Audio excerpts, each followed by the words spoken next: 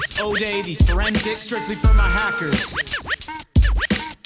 Hackers on the grind, I ain't forget you. All my port scanners, all my SQL injectors, my exploit devs. I've been in this game for years. It made me an animal. There's rules to these bits. Man page for the manual, a step-by-step booklet for you to get your back doors patched, not your house ransacked. Rule number uno, never let no one know how much code you hold, cause you know the 0-day heap will spray, clear the way if their log file touch, get your hard line cut. Number 2, never let them know your next move. Don't you know bad boys move in silence and pirate taken from your wireless? I done flashed mad chips with these hacks just to patch these bits. Number 3, never trust nobody.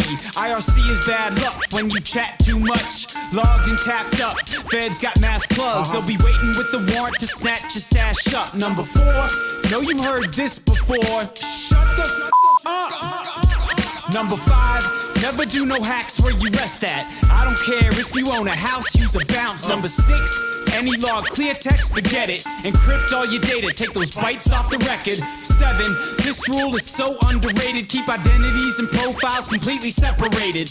Cookies and lies don't mix like 2 bits and 1 snitch. Find yourself Guantanamo quick. Number 8, never keep no weight on you. Those cats that run your hacks can jack coins too. Number 9 should have been number 1 to me. Use your right to your attorney, keep away from police. If people think you're talking, they won't give an option. They'll be hopping on your box and ready to start doxing. Number 10, shut the actual up. The easiest of rules, but it still bears repeating, cause you'll want the recognition for your revenue increasing.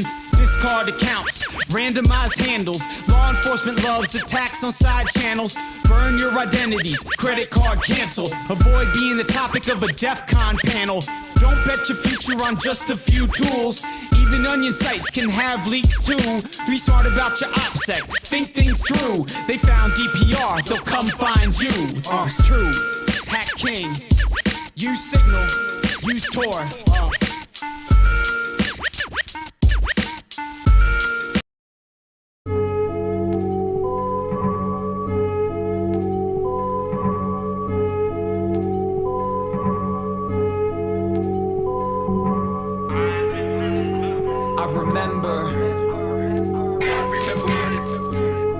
I remember we had fun together. Back in the day. My first time online, 1995. My neighbor's new computer, we took it for a ride. Addicted from the start, and it wasn't ending soon. In JPEG rooms, seeing women in the nude. But that's not my interest. Time I could invest. Deltries and Trojans, computers I could infect. Hold on, I'm getting ahead of myself. Take a step back. Started making fan sites of artists that could rap. Pasted some code in an IM to start up. AOL choked, it was frozen on the markup. Came across proggies and tools made by others. Kicking people offline, the scene called them gunners. Had the best strings, it would crash and hold the throne. So I couldn't give them out, had to code it on my own. VB3 downloading, feeling out of place. Started out clueless, a genocide base. Sprinting for the lead, I couldn't stay behind. Met caffeine, learned the Windows API. Writing bigger raps, growing day by day with it. Subclass, trespass, evade rate limits. I'm a Wiz group mercenary, coding was my pitch. Servers, mass mailers, anything for fish. Tossers, scrollers, ASCII art journals. For masters and subs, overheads internals. Multi-threaded brute force, secure ID tokens. German, Canadian is code that was spoken. A pinpoint in time, most will never know. I coded with the very best from all around the globe. Bounce through private rooms, finding all the spots. Bypassing blocks, hide from cat watching toss. Wondered if accounts would even live until the morning. Cause all of this could terminate with on-screen warnings. I remember that? A different place and time. Back in the day. I remember that? We had fun together. No sleep, feeling fine. I was crazy. Captured dreams. I remember that? All day, all night, always online.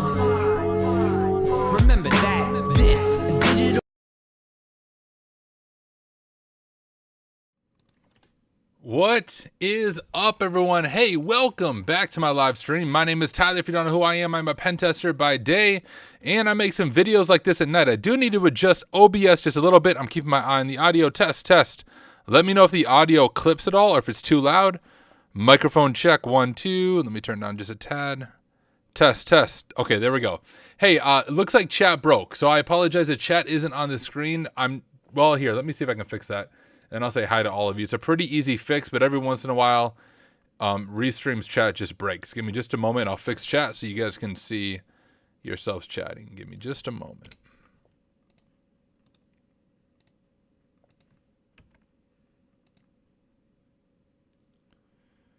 All right. Now chat is fixed. Beautiful. Well, hey, before we dive into things, I just want to let you guys know I am live right now on 3 different platforms. You can join on whichever platform works best for you, but I am live right now on LinkedIn, Twitch, and YouTube. On YouTube and LinkedIn, I just stream under my name, Tyler Ramsbey, and over on Twitch, I stream under the name hack_smarter. So LinkedIn and YouTube is Tyler Ramsbey, Twitch, it is hack_smarter.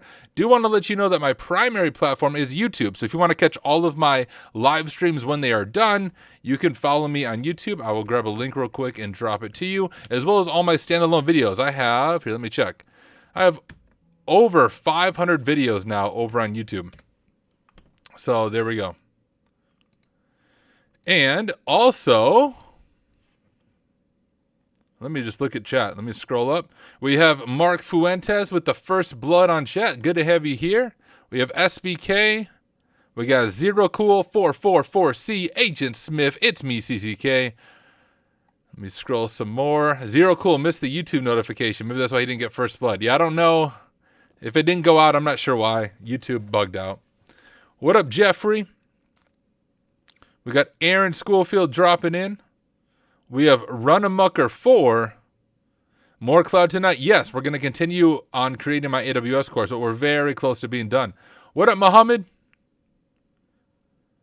Let me scroll. What up, Sarah Martin and Inebriated? Good to have all of you here. Hoi Manoy. What song is that? That song was called I Remember by Whitey Cracker and Dual Core. I Remember. Audio good. All right, beautiful. What up, Sync Logic? What up, Nito? What up, Overwrite? What up, Teraflops? Started the course. Pretty cool. Amazing. Hey, let me know what you think of it as you're working through it. What up, Ray from Fort Lauderdale? Did you get to use Paco at all? Yeah, we use Paco all throughout the course. Evening, everyone. Good to have all of you here. Hey, let me show you guys what I've been working on. All right, so I am creating a course, Introduction to AWS Pen Testing. And here is what it looks like thus far. I have almost all of it done. Before I even show you this course, let me share with you some of the details. This course will release on May 12th. For only $20. $20 will provide you lifetime access to this course. But here's the thing, I don't want money to be a barrier for anyone. So if you are unable to afford $20, that's fine.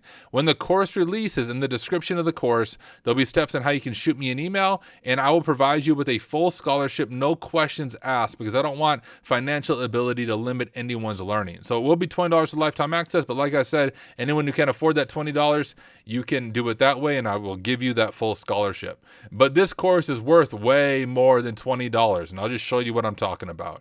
We finished all of 1.0. We finished all of 2.0 where we configure a full AWS lab environment. We went to 3.0 where we talked all about IAM, or identity and access management, including theory and hands-on labs. We did the same thing with S3 buckets. We did the same thing with Lambda functions. We did the same thing with EC2s. We did the same thing with an overall privilege escalation, and now we are closing it out with 2 capstone challenges and a course conclusion. Not only that, but if you go through this course, at the end of the course, you will get a 25% off coupon for TryHackMe's cloud training, for PwnLab's cloud training, and for Cyber's cloud training. That alone is worth more than what the course even costs. And not only that, still there's more. What I'm going to be doing is for everyone who enrolls in the course for the first 2 weeks after it releases on May 12th, you'll be going into a drawing for a chance to win a voucher for TryHackMe's cloud training. That's about a $350 value. So everyone in those first 2 weeks who registers for the course, you will have a chance to win that voucher. Finally, I'm making all of this also live on stream. So like there really is no paywall. I've showed you the entire course creation process beginning.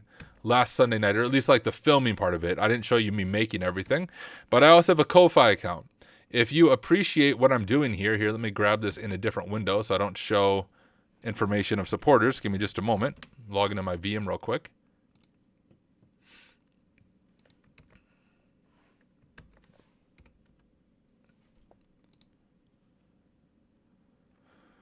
All right, if you appreciate what I'm doing, I do have a Ko-Fi account that you can donate on. You can do a one-time gift. Otherwise, if you become a member, you can see a few different membership tiers here. But if you want access to this course right now, you can get it. The people in the Hacksmart support plan have been provided access already to begin going through and beta testing the course, and I'll be making changes to the course based on their feedback, at least on the final course. I also have the Hacksmart learning plan that will give you access to all my courses as they release without having to pay anything additional, and then the $10 just a thank you plan. So you should go become a member on Ko-Fi. If you're like, yo, Tyler, I can't become a member, but I have $1. Here's $1, throw it my way. I would very much appreciate it as I grind it out and work on these courses. That's also if you want to sponsor someone to pay for one of those scholarships, you can do it right here on Ko-Fi. Just give a one-time gift of $20 and say, hey, I want you to pay this forward, Tyler, to someone who's unable to afford this course, and that would be amazing as well. But okay, let me go ahead and make sure I'm not missing anything in chat. Do want to say you guys may have seen me or not seen me last night. I finally took a night off. I was planning on grinding it out every single night in a row, but it was getting too much. I mean, I work full time, like I shared before, as a pen tester. So I work 8 a.m. to 5 p.m. as a pen tester. I have 2 young kids. I hang out with them. I get them put to bed. Then I jump on stream. I really have no break. I usually stream for 2 or 3 hours, work on my course, and they're 2 hours after that. So, I've been doing 14, 15-hour days. But when you add kids into the mix, I can stay up late just fine, but they're going to wake me up early no matter what. And most of the time I'm woke up throughout the night as well. So like just running on very little sleep for that many days while talking for like 2.5 to 3 hours nonstop, I do eventually hit my limit. So I took last night off to sleep, but I'm refreshed, re-energized. I'm excited to dive back into things. I don't know what your question is, Renegade Zed. Start streaming Bug Bounty? Maybe sometime. Bug Bounty is not really my thing. I don't like Bug Bounty. It feels like a scam most of the time. Not that it is a scam, but public Bug Bounty programs are so oversaturated. The time you put into it, you're not going to make that much money out of it. Yeah, dude, it's Divi knows what it's like. You know the life. All right, let me show you all where we are at, though. So like I shared before, we have completed everything. Like on stream, I've made all of this, and we're down to the capstone challenges. Both of these capstone challenges are AWS pen testing scenarios created by me. And so they're based on things I've seen in the field while doing pen testing, based on some tools that I've developed. So both of these are original to things that I have created, and you're able to spin them up with CloudGoat. If you don't know CloudGoat, if you don't know Paku, if you don't know the AWS lab environment, I'm not going to reintroduce all of that right now. What I can tell you is buy the course on May 12th, and you'll be able to go through all of that step by step, not only video guides, but written guides for every single step. But I'm not going to repeat myself now. Our goal is to finish the course. You can buy the course when it comes out.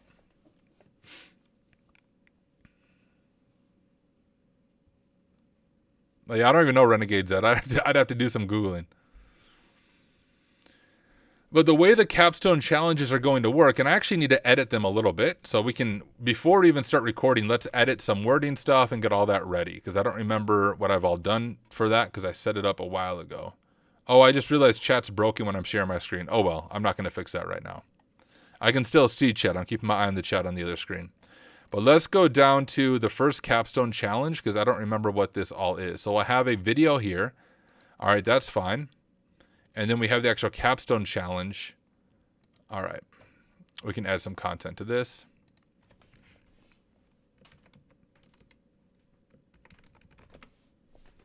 Just make this H1. And this first capstone challenge, your task is to work through the Beanstalk Secrets scenario on GitHub. This is a scenario, personally created based on an AWS pen test I did recently. I know I have not introduced you service in AWS, and that is on purpose. A big part of being an ethical hacker is having the ability to do research and perform enumeration on your own. Here are your tasks. And actually, let me get my notes pulled up for this. Just a moment on my other monitor.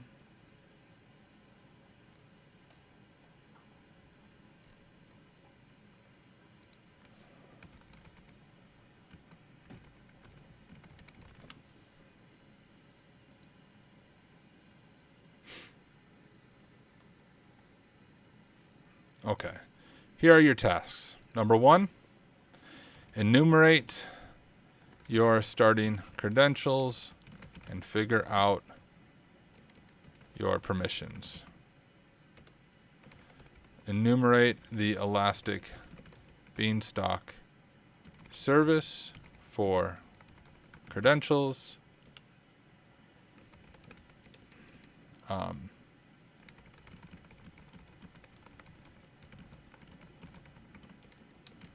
Actually, you know what? It's a capstone challenge. We don't want to give them all the steps.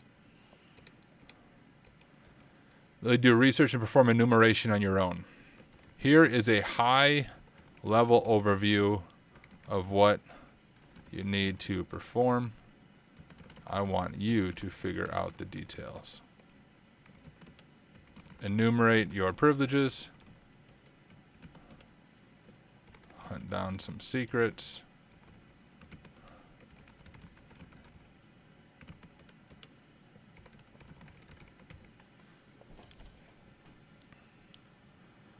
Okay, and I'll go ahead and save that. That looks good. And then I'm debating how I want to do this.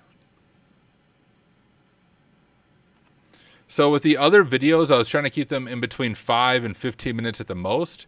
And so I was going to break up my walkthrough videos for the capstone challenges, but I think I can make an exception for the capstone challenges and have one longer video of just guiding through the entire challenge because it is a capstone challenge. And that also gives a good example of how to make a walkthrough video.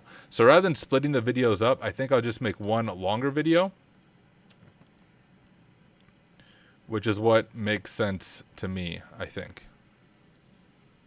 I think. Well, let me look at my steps here. Maybe this makes sense.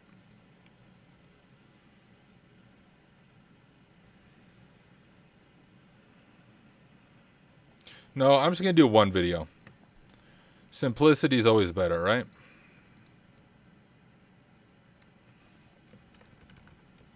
Walkthrough. Beanstalk secrets.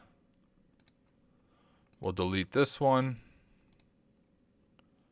And then change this one to 8.4.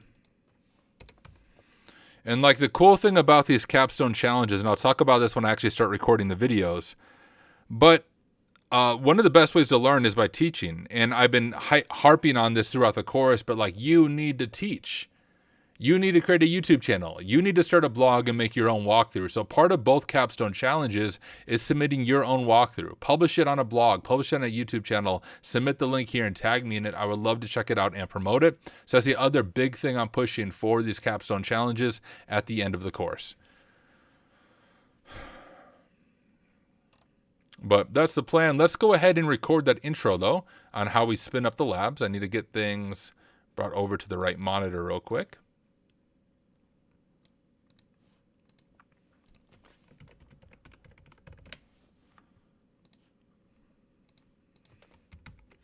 I'm going to get logged into Notion.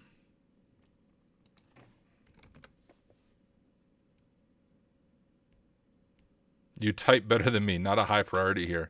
Yo, I got my typing skills playing RuneScape, old school RuneScape, back when it was just called RuneScape, trying to sell my sharks at the Wildy. That's how I got my, my typing skills. Start bug hunting and stream it. You're not allowed to. That breaks the terms of use for most bug bounty programs. You cannot stream vulnerabilities. You can stream recon, but you can't stream the actual bug hunting. Yeah, selling runes give me 30K. Exactly, dude. I'll trim your armor too if you pass it over to me. What up? Good to have you here from India.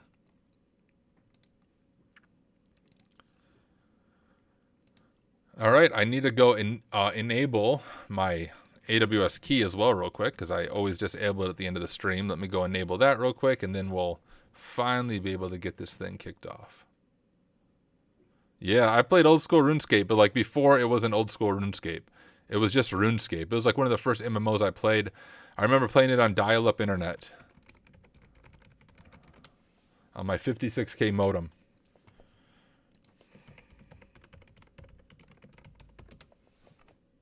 Oh, no, that's the wrong password. I'm gonna grab MFA real quick. Yeah, trimming rune set, exactly. Let's trim some armor. I remember my first, like, my first hack, if you can call it that. Here, let me do my MFA, and then we'll have a really quick RuneScape story time.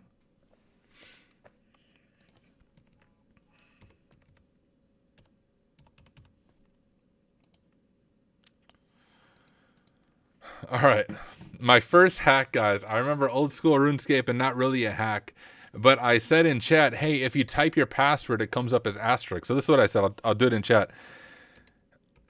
Did you know if you type your password, it gets censored? Look. I would do stuff like that. Did you know if you type your password, it gets censored? Look, and I would do like all the asterisks, and then someone legit typed their password. I logged into their account, dropped their stuff. YOLO. Oh yeah, yep. Creating a girl character, having all the guys give you free stuff so they could be your freaking girlfriend. You don't want to learn bug hunting from me. I don't do bug bounty.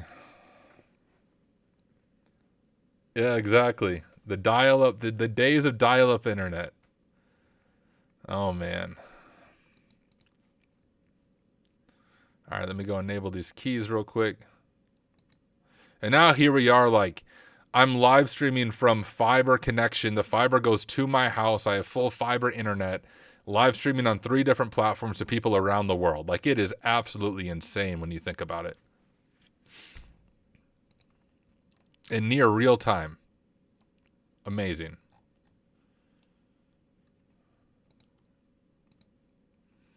All right, activate the key. I used to scam people that bought RuneScape Gold from the gold sites. I'd pretend to be someone that worked for the site and I'd verify their purchase.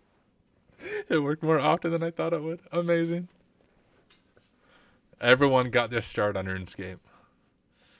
Did you guys see the new RuneScape game? It actually looks pretty sick. I can't remember the name of it, but it was like that survival game. Guys, I also just started Oblivion Remastered. One of the reasons I'm excited to be done filming this course is so I can play Oblivion Remastered. I just had it downloaded today, and then I was like, yo, kids, you guys want to see a cool game? And I had about 15 minutes. I got home from a Girl Scout activity with my daughter, and we had about 15 minutes before it was their bedtime, so I was able to play Oblivion Remastered for 15 minutes. But then I was like, all right, you guys need to go to bed, and I need to stream. But when I'm done streaming, I'm spending at least like a full 2 nights at least playing Oblivion Remastered.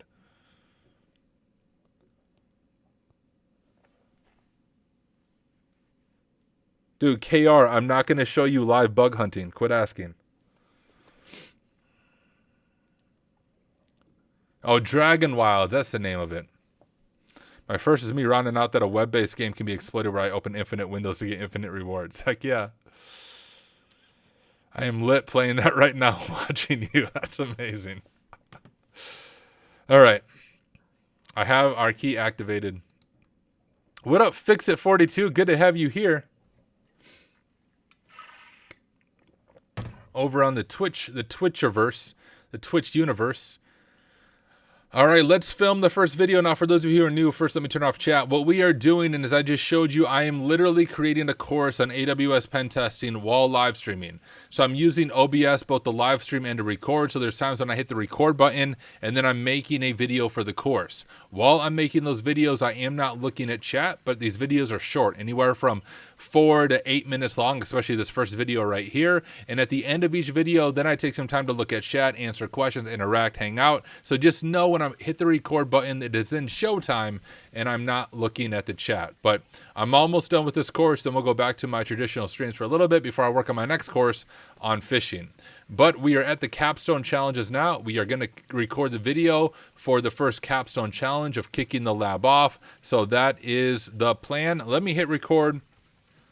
Let me look at chat though. What am I missing? Just completed 3 Hack the Box Pro labs. Amazing. Good job, J Money. What up, Rish? Good to have you here. Sisfire said, my first hack was a novel login hack. User admin. Elite skills right there.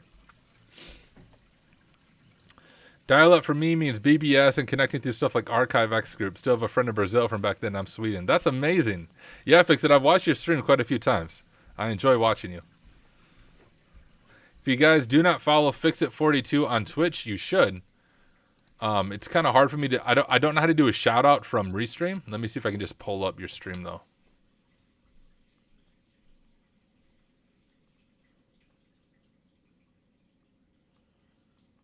So this right here, let me stop the video so it doesn't play. But this is Fixit42. All of you watching right now, we have almost 60 people. You should all go to Twitch right now and follow Fixit42. She does a good job streaming, hacking, and doing some hardware stuff as well. You often stream during the daytime for me, so while I'm working, I'm often lurking while you stream. I do also talk about theology, not on this channel, but on my other channel. All right, let me go ahead and close this out. And now we will kick off this capstone lab. Here we go.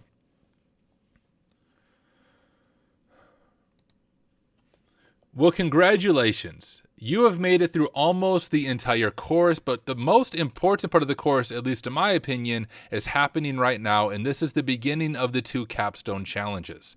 Now, the purpose of these capstone challenges is for you to take everything you've learned up to this point and try it out on the lab blind, using your own enumeration, your own research, and your own notes that you've taken throughout this course. Now, both capstone challenges are created by me. They are AWS pen testing scenarios based on things that I've seen in the real world.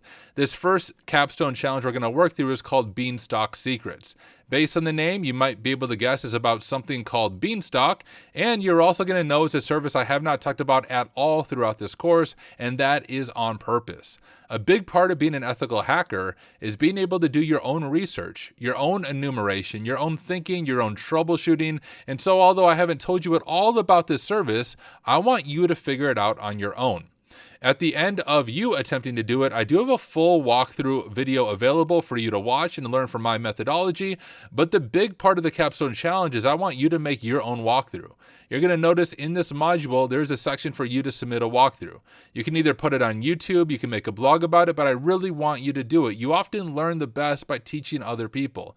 So as you work through this, even if you rely on my walkthrough video, that's totally fine, right? You don't know what you don't know, but as you go through that, make sure you make your own walkthrough, video or written, and then drop the link to submit it, but also tag me in it. Share it on LinkedIn, share it on Discord, and tag me in it, for I would love to read it, and I'd also love to share it and promote it.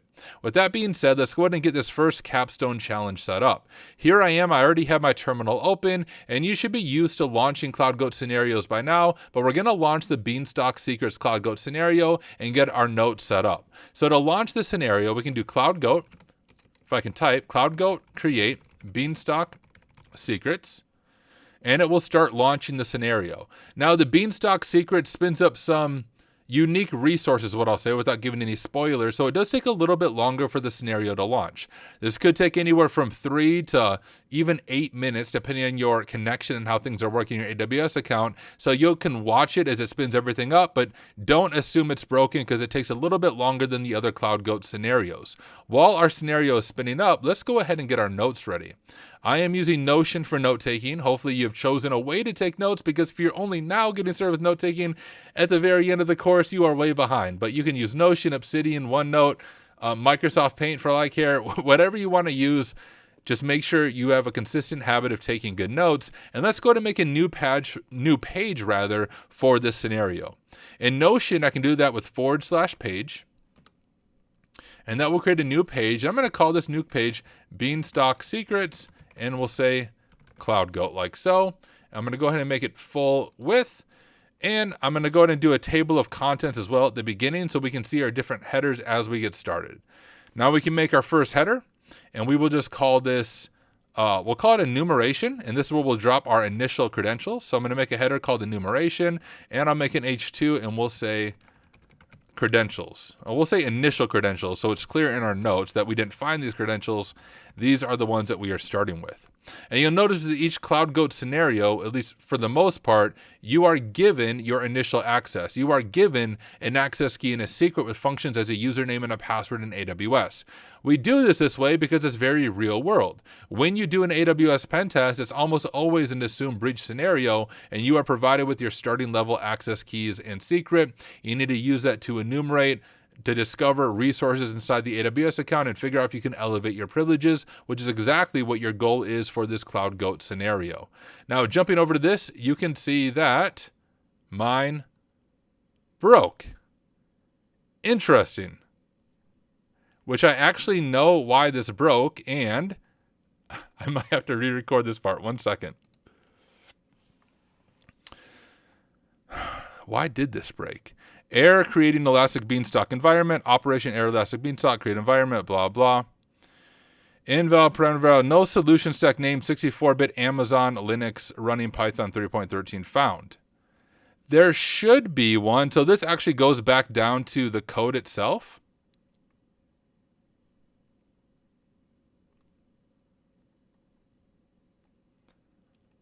This is odd. I'm getting a bunch of issues on here, but this is the main issue. All right, we're going to do some troubleshooting live here. I have a few different ways I can fix this, but it might be an issue with Cloud Goat itself, but I can open a pull request to fix that. Let me see if I can fix a few things real quick.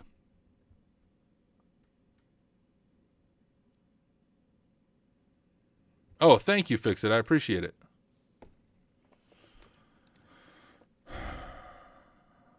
All right. If I grab this error message,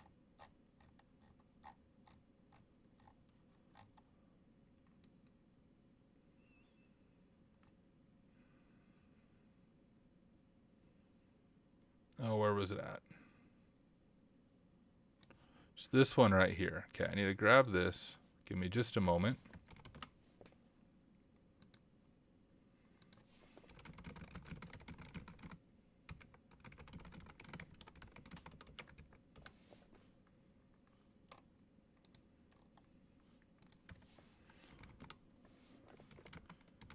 Elastic Beanstalk, list available solution stacks. I think it's my default profile. Oh no, it's going to be profile Cloud Goat.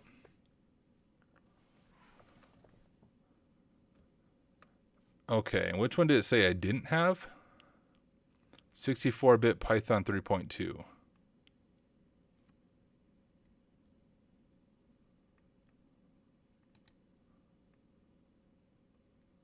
Oh, sure enough, it is right. We need to upgrade to Python. Let me scroll through.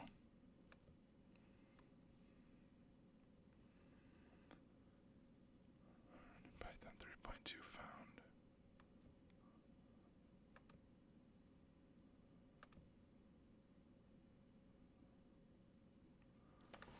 Okay. So there's a few things that I need to do to fix this. I'll let you guys watch me doing some dev work here. Everyone's favorite troubleshooting, yes. And as usual, these things are working just fine before. What I need to grab, and it's a pretty easy fix, is I need to grab one of these other ones. So if I grab like This one right here should work. I'm going to grab that, add it to my notes. And then what I'm going to have to end up doing, trying to think of the best way to do this for the course itself so it's not too disruptive. Give me just a second, guys. I need to get things pulled up on my other screen.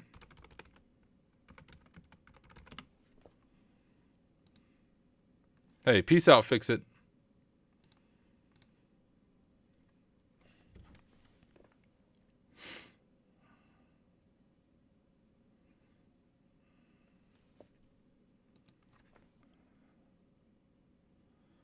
Need to get logged in real quick to GitHub.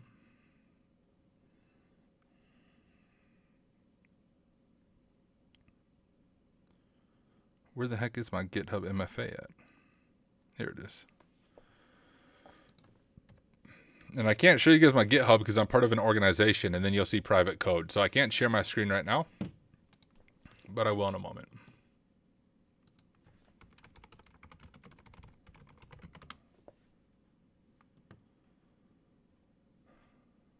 Oh, sure. I'll eventually make a walkthrough on it as soon as I can finish this course.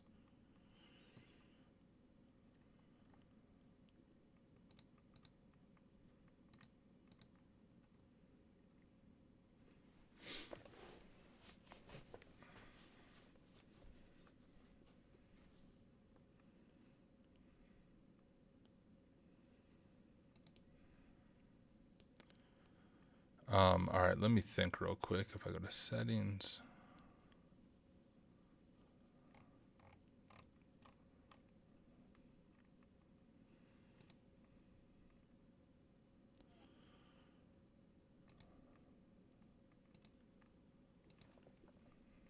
Delete this old repository real quick.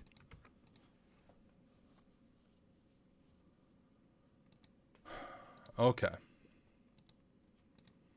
And then I'm going to go ahead and fork this.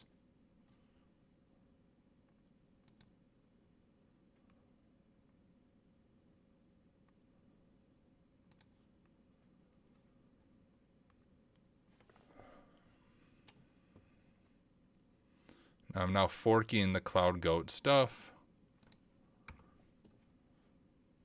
All right, now I think you guys can watch my screen. So what I did is just created my own thing of Cloud Goat, so that I can fix this error. Then I'll open up a pull request. Geez. Let's go and turn off Dark Reader here. Oh, there. Okay. So I need to go to Cloud Goat, Scenarios, AWS, Beanstalk Secrets, Terraform, and this is going to be in EC2, I believe. This is what I need to update. With this.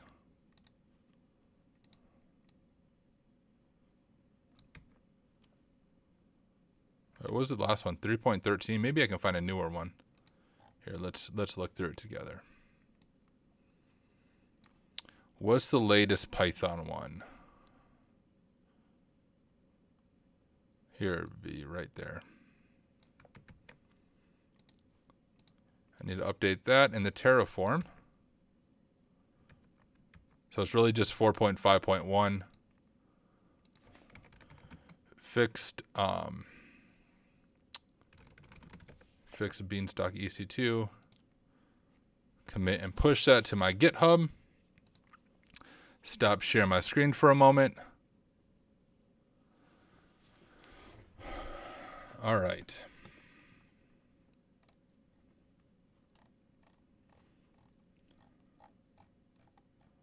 Now I'm thinking the best way to fix this issue now.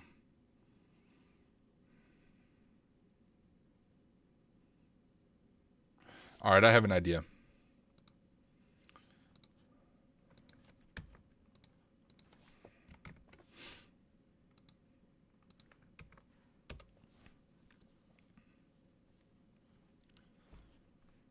All right. This will all make sense. I'm going to tie it all together. I can keep my previous video, and then I'll just edit things.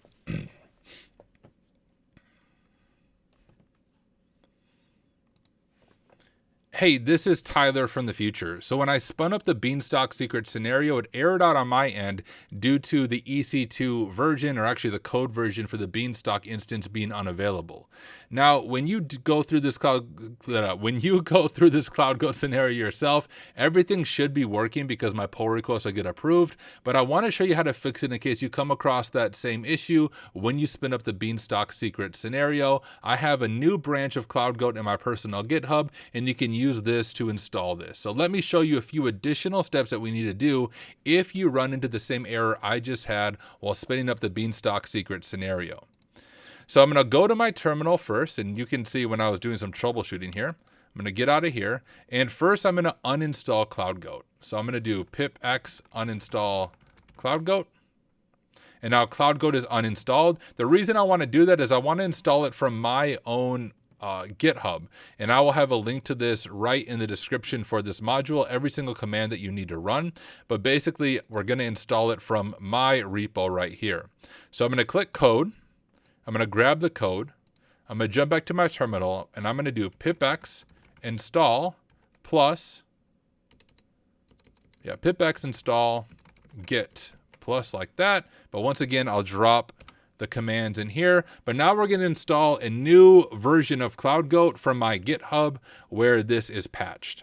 So this will take just a second for it to install, and then we do need to do some really quick reconfiguration of Cloud Goat, but all things that are really easy to do. All right, we now have it installed. Now, if I do Cloud Goat, we can do -help, like so. And now we want to do Cloud Goat config AWS. And we need to create our default AWS setting. We already did this in the beginning of the course, but a quick refresher. We'll go ahead and do Y. And we named our Cloud Goat profile Cloud Goat. So that part is done. And now we just need to do Cloud Goat config whitelist auto, and it will whitelist your IP address. And that's all you need to do. Now we should be good to go. Let's go ahead and see if we can launch this Cloud Goat scenario now. We'll do Cloud Goat create Beanstalk secrets. All right, now this does take a few minutes to launch. So go ahead and get yours working, and then I'll see you once we have the access keys. And note to Tyler, this is where you can edit the video and fast forward and do some magic video editing. But I believe my change should fix the error that it had, but it does take a few minutes for this scenario to launch.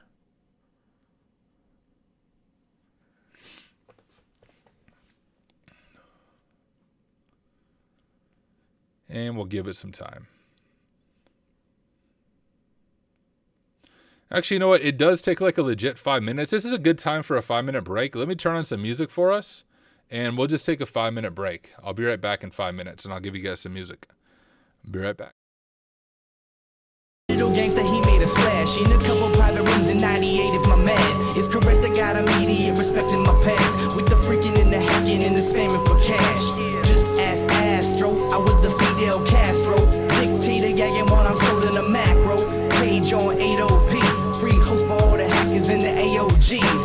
This digital gangsta, he made a splash page on the internet in any subclass. No send keys, so the proggies are fast. All the tosses and the mailers and the fishes were mass.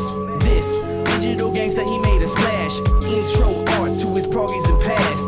Concert to the kiddies and dash. Then I spit some raps about it, and I'm famous for that. Now let's continue that the intro's begun. Did I mention I was running Windows 3.1? My 486DX was so potent, coupled with the 2400 baud modem. Back to the task, this culture, this class, these hackers, these teenagers growing up fast. With password stealers, reversing was the issue. Switch out the email, flip and redistribute. I had Legion, Havoc, rolling with the force. Decompiled fade, and I marveled at the source. Cold ice dive in and all the VBs. There was server with an S and server with the C. I was fishing with AIM, switching up the game. An app that would interface with AOL and AIM. Clearing out the rooms, eating customers alive. These chat sound strings had me spinning up your drives. Wrote 5-minute code with the con stunts. One night run, over 20,000 punts. Spam became my thing, growing interest in my funds. Checks from AFF, keep them coming every month.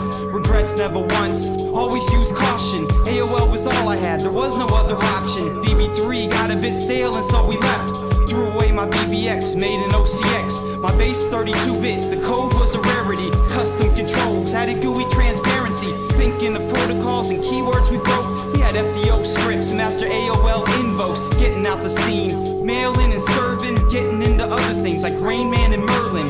Inside AOL and then Observer's crew. L cases certs, I remember all of you. I remember. Remember that? Remember that? A different place and time. I remember. Remember that? We had fun together. No sleep, feeling fine. I was crazy. Captured dreams. I remember. Remember that? All day, all night, always online. Captured dreams. I remember. Remember that? All day, all night, always online.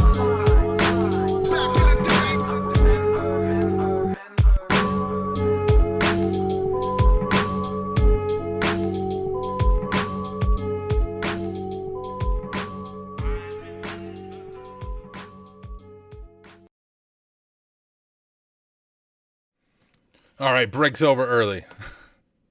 The Cloud Goat scenario is ready, so I just want to keep on moving.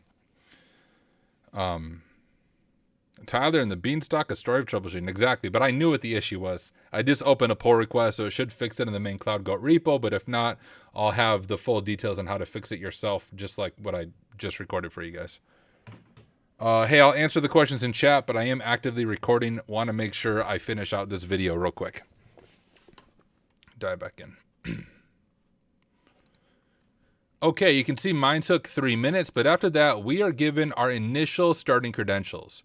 So let's go ahead and copy this information right here and add all of this back to our notes. We'll go over to their Beanstalk secrets and we'll paste that in. So we have, and I'll just clean up a little bit, we have our access key and we have our secret. Now from here, I want you to take it. This is the first capstone challenge, so I want you to work through this on your own to the best of your ability. Enumerate, take notes, research, and see how far you are able to get. But in the next one, I will give you a full walkthrough video of how I would approach this scenario. So good luck, happy hacking. I'll see you in the next video. All right, that one took a little bit longer because I had to literally fix the Cloud Goat scenario, but that's okay. I knew exactly what I needed to fix since I'm the one who created the scenario. That's the nice thing about that. Let me real quick drop this in the right folder.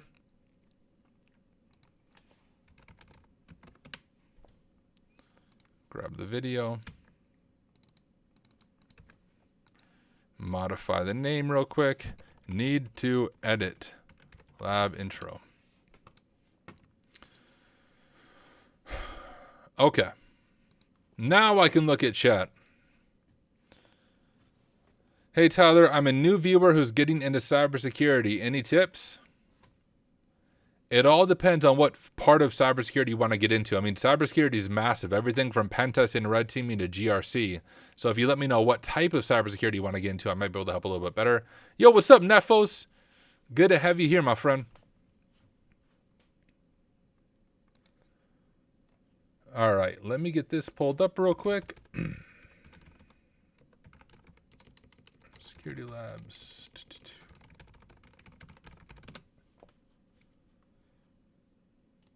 And then I need to look at the course real quick. I'll show it to you guys, but see where we all need to head to from here.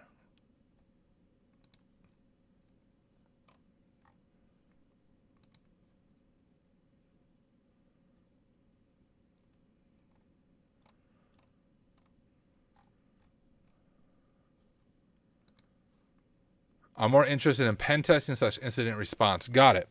I have a video on my channel, on my YouTube channel, which it looks like you're watching on YouTube. But if you go to my video tab, it's called How to Be an Ethical Hacker in 2024. I know that was a year ago, but it still applies. That's where I lay out a full detailed roadmap on starting from really scratch. That would be what I recommend watching as a resource. Okay, looking at the course. Oh.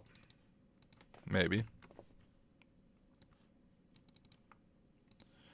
Looking at the course, we are in the first capstone challenge. We just got it to launch. We filmed the lab introduction setup. The student should be doing the capstone challenge. And now I'm going to do the walkthrough. I thought I edited that. Let me refresh this.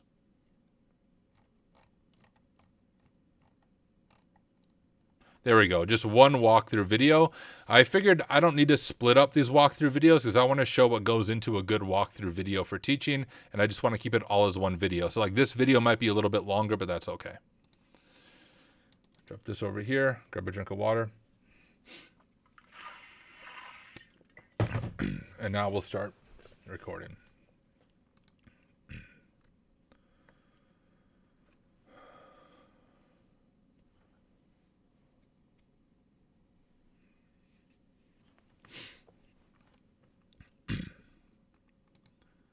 Well, how did you do?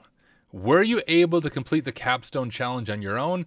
If you did, congratulations. But even if you didn't, that's okay. If you got stuck at one part or maybe a few different parts, that is fine. In this video, I want to give you an example of what a good video walkthrough looks like. So I'm going to make this video as if I was making it for my YouTube channel and using it to teach other people about this service. So let's go ahead and dive into this together. I'll do a full intro and everything. So if I was making a walkthrough video for the scenario, here is how I would start. Hey everyone, in this video, I want to give you a detailed walkthrough of the Beanstalk scenario on CloudGoat. This is a cool AWS pen testing scenario that requires us to enumerate our privileges. We dig into a service I haven't heard of called Beanstalk. I show you how to research into that service, some tooling we are able to use, but this scenario showcases a very real-world AWS pen testing scenario. Without any further ado, let's go ahead and dive in. We have already launched this scenario and we retrieve our access keys and our secrets. Now, for those of you new to AWS, an access key and a secret is sort of like a username and a password combination. They allow us to connect to the AWS account from the CLI or the command line interface. So first step is we need to configure this on our terminal so we can enumerate this AWS account. Let's go ahead and open up our terminal. We'll clear this and we'll cd in the CloudGoat folder. I'm going to make a new directory for Beanstalk secrets to keep our notes clean. And now we'll configure our profile. We'll do AWS configure profile and we'll just call our profile Beanstalk based on the scenario name. And we'll grab our access key right there. I'll paste in the access key and we'll go ahead and grab our secret. We'll drop that in, our default region of US East 1, and JSON for the output format. Now, if you've done any amount of AWS pen testing, as soon as you configure your keys, the first thing you want to check is, hey, are these keys actually valid? Now, on Linux, to check if you're logged in or who you're logged in is, you can do who am I, but AWS enjoys making it confusing. So to do it in AWS, we have to do AWS STS get caller identity profile Beanstalk. And when we do that, you can see that we're successfully authenticated to the AWS account and we're provided with a little bit of information right away.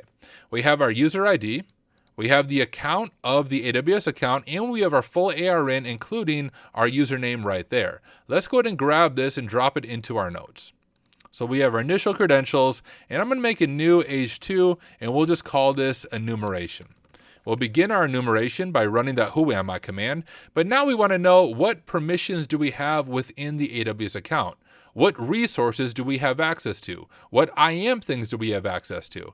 Now, you can do this manually if you'd like, but I want to show you how we can use Paku to speed up this process. I'll jump back over to my terminal, and Paku is sort of like Metasploit for the cloud. I have other videos on it, you can watch those, but let's first open up Paku just by typing Paku into our terminal. Once we do that, we want to hit 0 to start a new session, and I'm going to call this session Beanstalk. Now, we want to begin our enumeration by looking at IAM privileges, or identity and access management privileges. As this low-level user in the AWS account, what do we actually have access to? Well, in Paku, we can search for different modules, and we want to know about IAM, so we're going to do search IAM.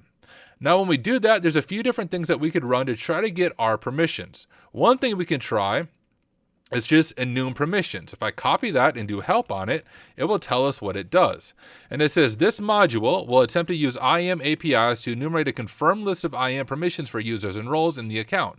By default, the owner of the active set of keys is targeted. This is done by checking attach and inline policies for the user and the groups they are in. So let's just try this. We'll do run, and we'll run it. And we'll hit Why? Oh, maybe I need to set access keys. I missed that step. Let me first import keys of Beanstalk. We need to set our keys first. Now we can try to run the enumeration.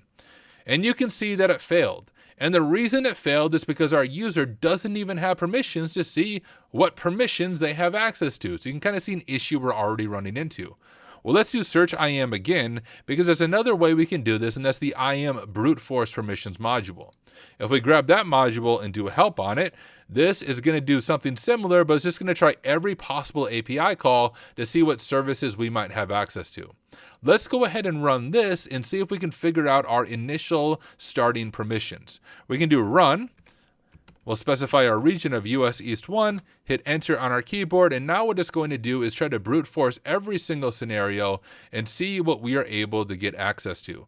Now this does take just a few minutes for it to run because it is literally going through every AWS API call that it can make. So this is a good time to get a drink of coffee, grab a cup of water, and then come back to your computer and see what permissions you have. I'll go ahead and edit the video and jump us to when the permissions are discovered. All right, Tyler, in the future, this is where you can edit it. Let me check out chat. What is up? Just finished the Hack the Box bug bounty training path. Congratulations. Any new CVEs to my name? I have 3 pending CVEs, and although they claim the CV program is still alive, I don't know if it is because I cannot get them to get back to me. So yeah, I have 3 pending CVEs. What up, Big Beef? Good to have you here. And Cyber Nerd Dante, good to have you here as well. Now we just get to let this run. I mean, you guys can watch it. It's very, very exciting watching this run. But it is literally just brute forcing all possible permissions to see what we have access to. And you can see it's done.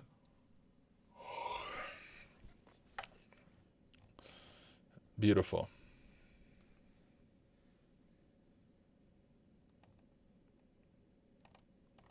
Wait, did it discover the permissions that it needs to discover?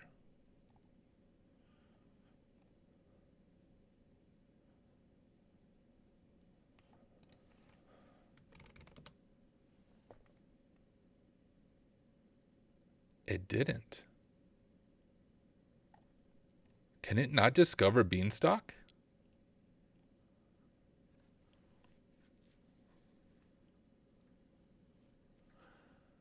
This brute force thing has some weaknesses that I have seen a few times. Like it has issues with S3, and I don't think it can actually discover that we can read Beanstalk.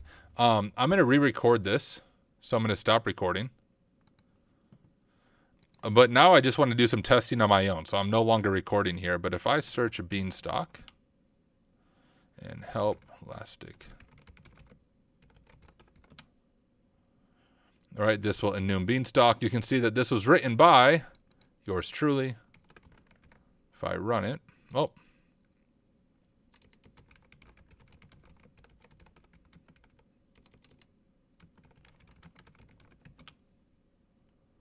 Yeah, I can still enumerate it. All right, cool. Okay, I'm just going to re-record that. And I'll explain that.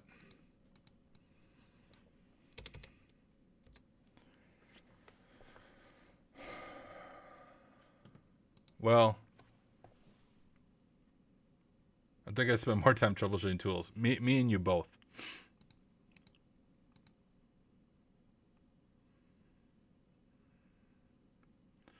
You know what? I'm gonna re-record a few different things actually.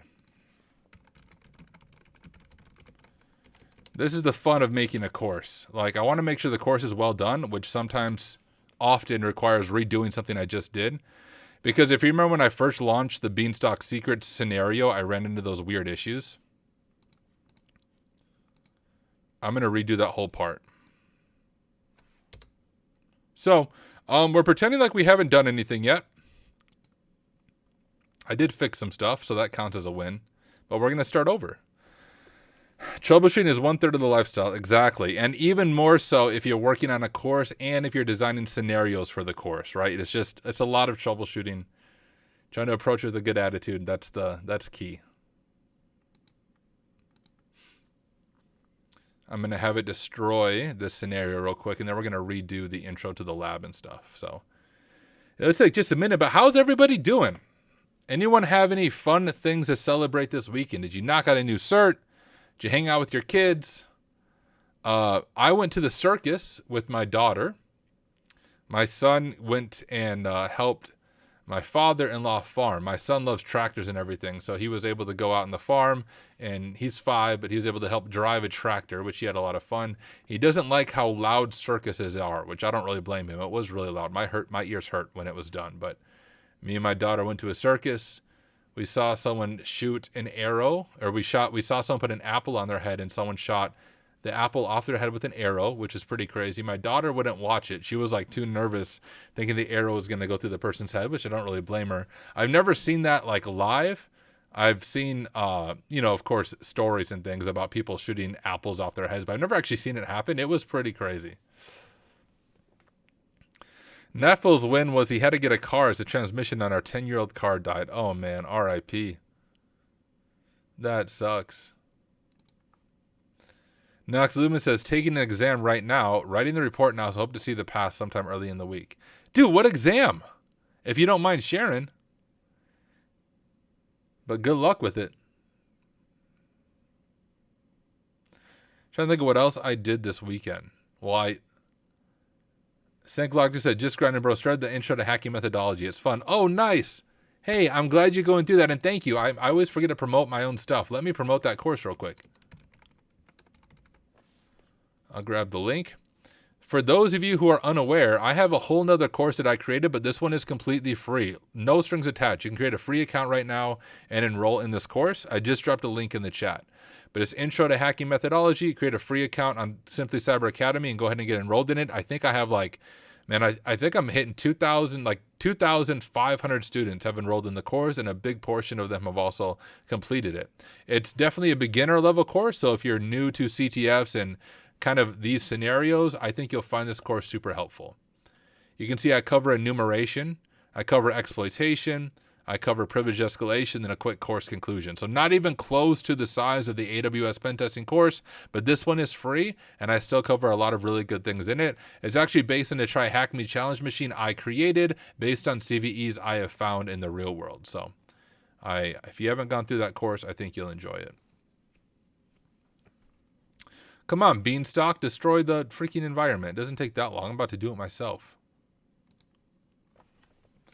I notice with Beanstalk is it just takes longer to do everything.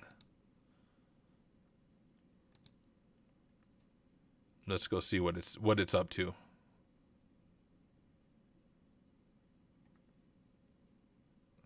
Oh, nice, Zero. Cool. That's awesome. Yeah, the AWS Practitioner badge is very much beginner level, like intro to cloud type stuff. But still, it looks good on a resume. But the security one looks even better. All right, let's see what this is doing.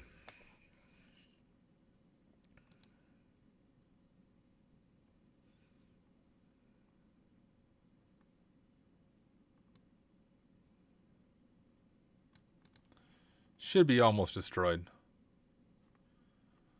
It's still destroying the environment, eh? I think that's just because it takes a little bit of time to destroy.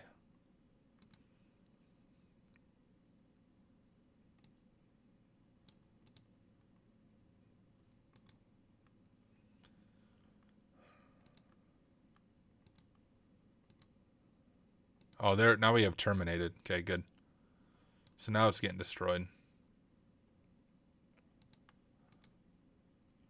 There we go. All right, beautiful.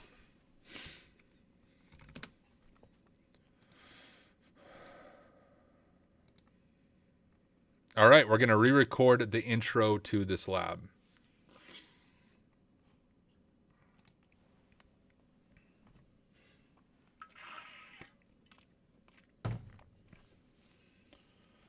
Oh yeah, I didn't have to delete it manually, Neffels. I actually do use the force parameter to delete the IM user. But yeah, it just takes a while to destroy Beanstalk. All right, Knox said, I'm taking TCM SOC 101. I've been leading a study group for people at work over the last few weeks. We finished as a group last Thursday. I'm hoping to help them feel more confident. That's amazing, dude. Congratulations. Let me know how it goes. Overwrite says he wished he had the intro course when he first started. Yeah. Same here. That's why I made it. Is RussScan better than InMap? No. They're both are essentially the same thing. All right, we're going to re-record that intro.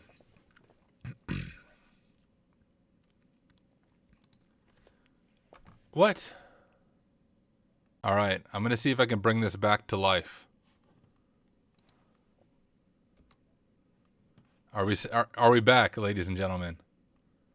Guys, this is one of those cursed nights. OBS fully crashed. And that's obviously what I use to stream. Now I have to fix the camera settings real quick. Give me just a moment. Very dark. Yeah. Fix this. All right. It's glitchy because I'm fixing it. Give it just a second, y'all. It will get back to normal. That was weird. I haven't had that happen.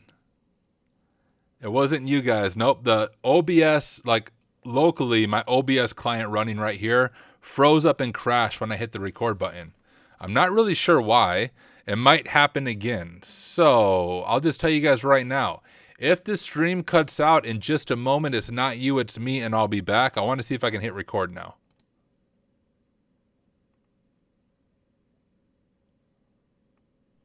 Weird. Okay, that's odd. It says I can't write to that folder anymore.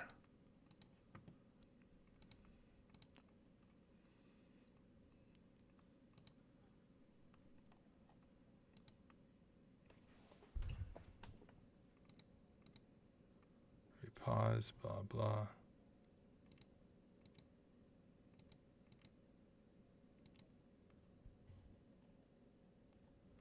Well, maybe tonight's not my night to do this. Maybe I'm just supposed to play Oblivion Remastered instead, because I can't edit this stuff while I'm streaming. Okay, let me try one more thing.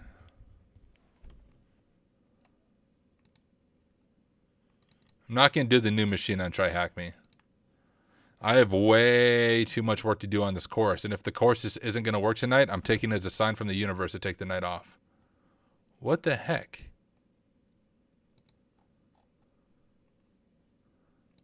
Okay, something odd is going on. 1 second, guys. I need to troubleshoot a physical hard drive. 1 sec.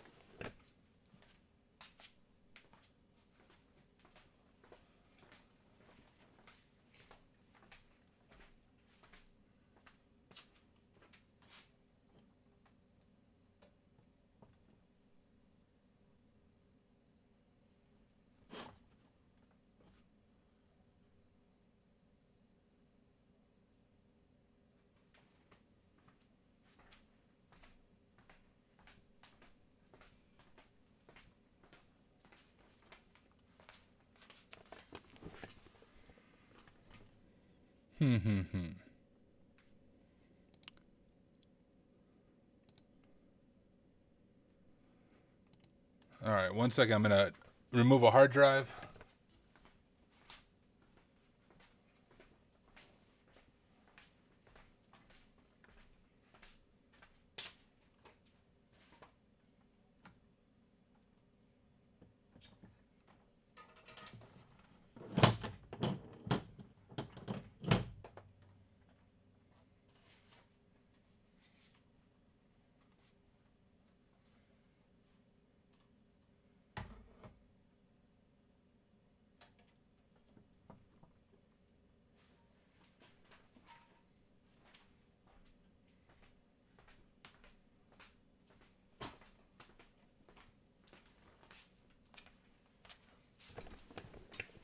All right, I'm back. Let's see.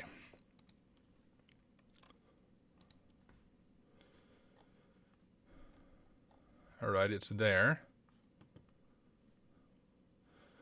Okay, once again, guys, if the stream crashes, I'll be back. It's because I'm messing with OBS.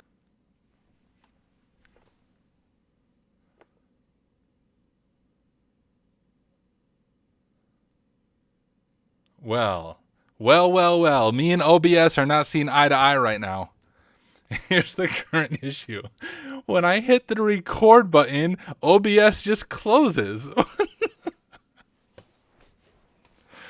All right, we're going to try this again. I changed something. If it doesn't work this time, this is going to be an offline troubleshooting session. If it doesn't work this time, this is going to be an offline troubleshooting session. Okay, it seems to be working now. Microphone test 1, 2. Let me stop recording. Let me make sure this recording got saved. And it did. Can I put it into this folder?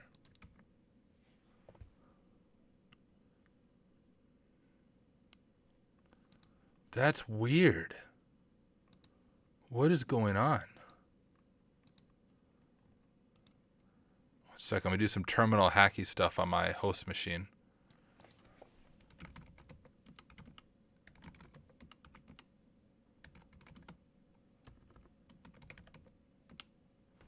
Okay, let's try that. I suddenly can't write to this hard drive.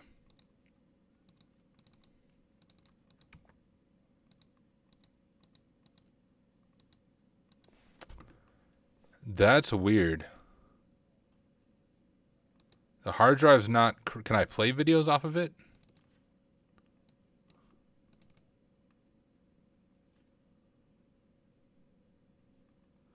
I can play videos off of the hard drive. I cannot write to it. It is mounted correctly. The permissions are correct as well. And it happened like, guys, I was just writing to it. You know, when I recorded the first time, everything did fine. But then it suddenly just stopped working.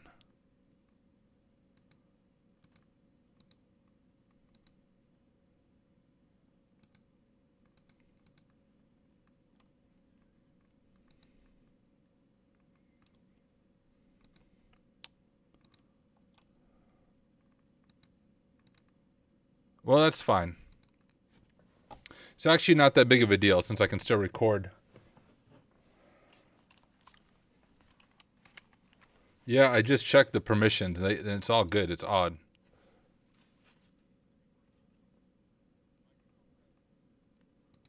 Everything's working. It's just, I'll just have to record to a different spot on my computer.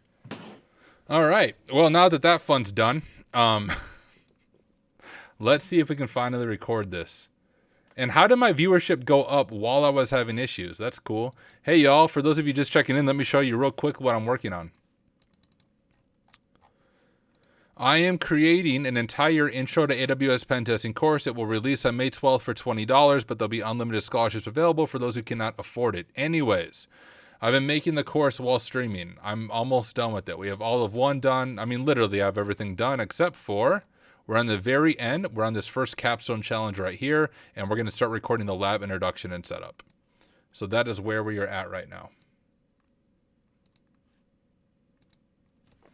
I'm having some really weird technical issues tonight, but that's okay. I have worked through each one of them. While live troubleshooting. All right, I'm going to start recording now.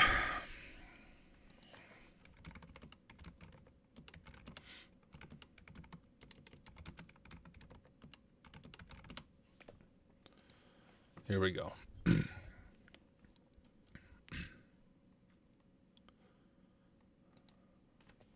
Well, congratulations. You have almost made it through the entire course. The only thing left are these couple of capstone challenges. Now, before we dive into the first capstone challenges, let me share with you what I want you to do. These capstone challenges, both of them are created by me based on things I have seen in the real world in AWS environments. And I'm talking about two services I have not introduced you to. The first capstone challenge has something to do with Beanstalk, and the second one has something to do with SNS. Two services we haven't talked about throughout the course, and that is on purpose.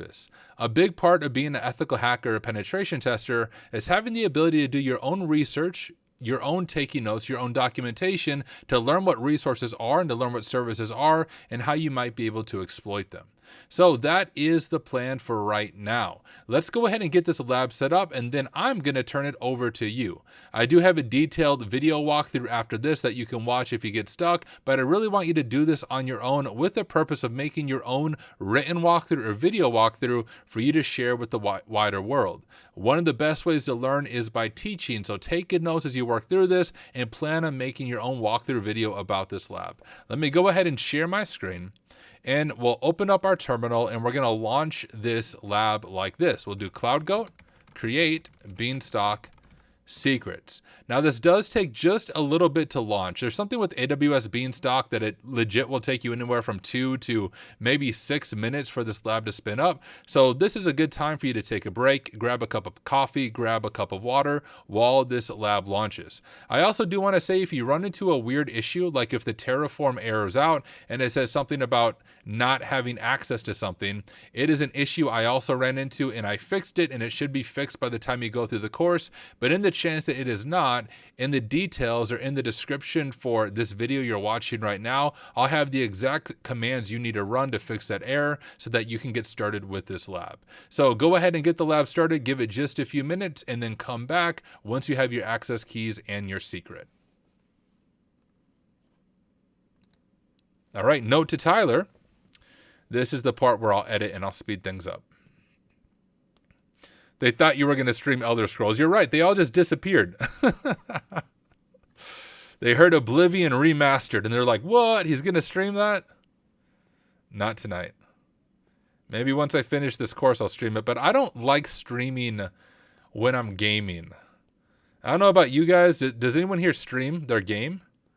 Like when I game, especially when I play Elder Scroll games, whether it's Oblivion Remastered or like Elder Scrolls Online, I just like to like relax, and also I really enjoy the storytelling and the lore. So like I listen to every single quest, I read all the lore that I pick up, and I think my style of gaming is probably boring for most people, but I also just don't want to talk when I'm gaming. Like I just want to be in that world, not try to talk to an audience. But that might just be me.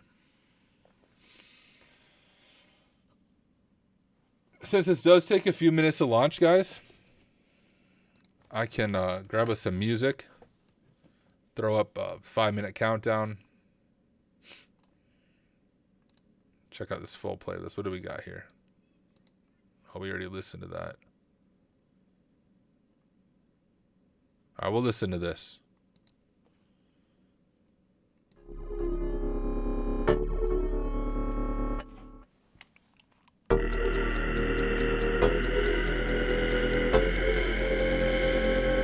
We'll listen to some hip hop, some nerdcore while we wait for this to launch.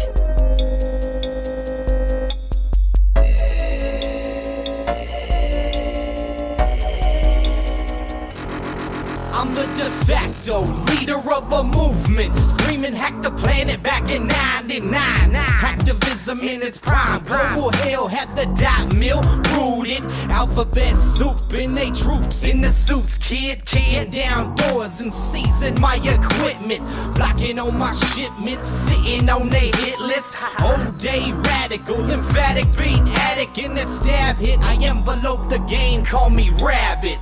Hop to hop, I run the internet equivocally. Bitch, I be hit 'em with the bite style symmetry. Digital gangsta reppin' till I'm dead. Steady grip Apache logs when I'm looking for the feds. Fast forward, now the internet anonymous and captains of the lows both raise the mass prominent. I feel bad having to stop the music, but let's keep on working through this lab. All right, Tyler in the future, you can edit to this part. Okay, our lab is set up. You can see it took 2 minutes and 30 seconds for me, but it might take a little bit longer for you. But once it is done, we will be provided with our initial access key and our secret key. Let's go ahead and grab that so we can copy it into our notes. We'll jump over to our notes. I'm going to make a new page for this lab. Now, I use Notion. You can use whatever you want for taking notes. Less important what you use, and just more important that you're in the regular habit of taking notes. We'll call this Beanstalk Secrets, and it's on CloudGoat, so we'll go like that. I'm going to go ahead and make it full width like so. And I'm also going to add a table of contents so it's easy to track our notes and kind of where we've been and where we are heading. I'm first going to do an H1, and we'll call this H1 initial access. And we'll do an H2 for our credentials. And I'm going to do a code block. In Notion, it's 3 backticks, 1, 2, 3. And I'm going to drop these credentials in here and just clean them up a little bit like so. But now we have our access key and our secret. And I'm also going to give you one hint, kind of what is in scope. This user you have access to has access to Beanstalk. So if you're on an AWS pen test, imagine for a moment that your client says, hey, we use AWS Elastic Beanstalk in our environment, and we want you to look it over, see if you can find any misconfigurations, and see what an attacker would be able to do with the credentials we have given you. So you know that these credentials provide you with some type of read access to Elastic Beanstalk, but that's the only hint I want to give you. So I want you to take it from there. First, research what Beanstalk is, figure out how you can enumerate it, and your end goal is to get admin access on the AWS account. So begin with Beanstalk and see if you can become the admin. Good luck, make sure you take good notes, and I'll see you in the walkthrough video once you work through this on your own. All right, there we go. Let me go ahead and grab that video. Create a new folder here in this other hard drive.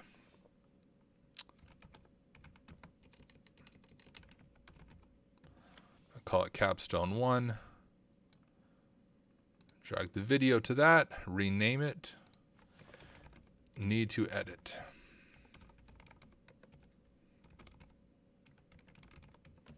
Okay.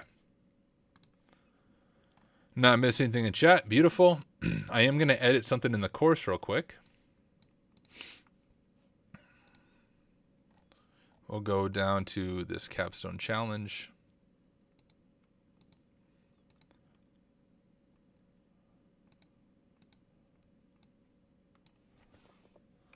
Say scenario. You have been hired as an AWS penetration tester for Hack Smarter. Hack Smarter uses Elastic Beanstalk to host some of their public-facing web applications. They have provided you with a low-level account that has access to Elastic Beanstalk.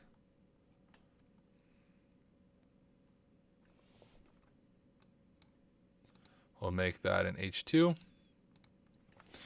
And we'll say your tasks. We'll say your mission. Your mission. That sounds cooler. Your mission. Read about Elastic Beanstalk. Common misconfigurations.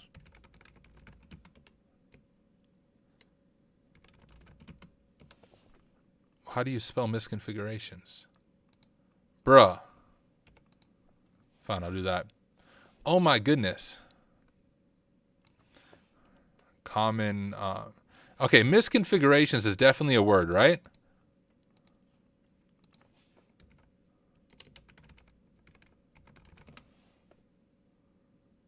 Don't tell me it's not a word. I'm being freaking gaslit. All right. Common misconfigurations. We're going to go ahead and add to dictionary because it's a real word. Read about Elastic Beanstalk and common misconfigurations. Use this information to somehow become the admin. Good luck and happy hacking.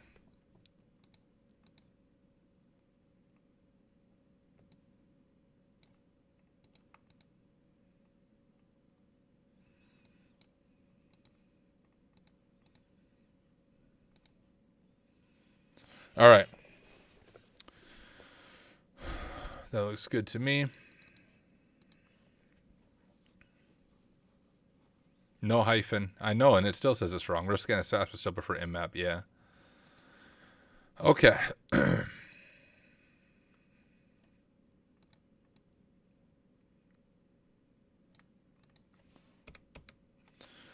Let's go ahead and start recording now the walkthrough for the capstone, for those who get stuck on the capstone, or just for people to watch after they complete the capstone. But I'm going to go ahead and start recording. Well, how did you do? Were you able to complete the capstone completely on your own?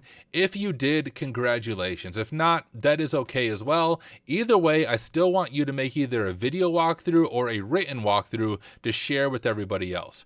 But in this video right here, I will give you a detailed walkthrough. It's totally okay if you do it right alongside of me. The only thing I don't want you to do is just watch, right? You might learn something by just watching me, but you'll learn a lot more by hands-on keyboard. So even if you were stuck and didn't know how to get started, that is okay. Let's sit down together. Let's imagine for a moment we're sitting down next to each other and I'm guiding you through this scenario. But as we look at this, step number one was figuring out what exactly is Elastic Beanstalk. So let's do a little bit of research on our own, and let's also set up our notes. We have our credentials here, and we'll do an H2, and we'll just say, what is Beanstalk? And we can do some enumerating this way. We'll just open up our browser, and we'll say AWS Beanstalk. Let's see if we can learn a little bit about it.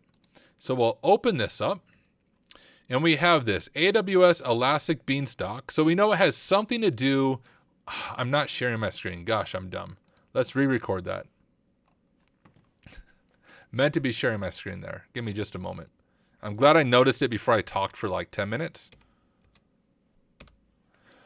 Let's try again. Well, how did you do? Were you able to complete the capstone challenge completely on your own? If you were able to, congratulations. But hey, even if you weren't, that is totally fine. In this video, I'm going to guide you through the entire challenge and maybe show you a few tips and tricks that you were not aware of. Now, the only thing I don't want you to do is don't just watch this video.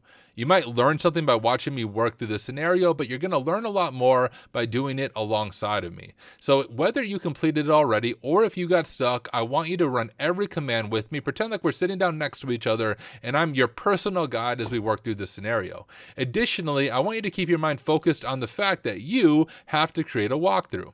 You can use a video walkthrough and even follow the same steps I'm showing you. You can do a written walkthrough. I don't care what it is, but I want you to make a walkthrough. I want you to create something so you can teach the rest of the world how to learn about Beanstalk and how to work through this scenario.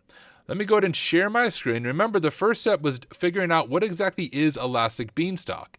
I gave you a service on purpose I haven't talked about in this course so that you'd be forced to do your own research. So let's go ahead in our notes here. I'm going to make a new H2 and we'll just say, what is Beanstalk? And we'll record our notes down there. I'm going to open up a new tab here and we can just do AWS Beanstalk and let's click their main page. So a few hints we have right away. We know that Beanstalk has something to do with deploying web applications. And what I'm going to do is I'm going to drop this to my side. I'm going to grab this one and drop this to the other side of my screen like so, and we can take notes a little bit easier. So we can say it is used to deploy web applications. All right, we have accomplished that from looking at this. I'm going to zoom out a little bit on here so we can see it, and it has a few different steps. We have upload and deploy web applications, focus on writing code, power, scale, all kind of marketing stuff. But now we have some information right here. So why Elastic Beanstalk? AWS Elastic Beanstalk is a service for deploying and scaling web apps and services.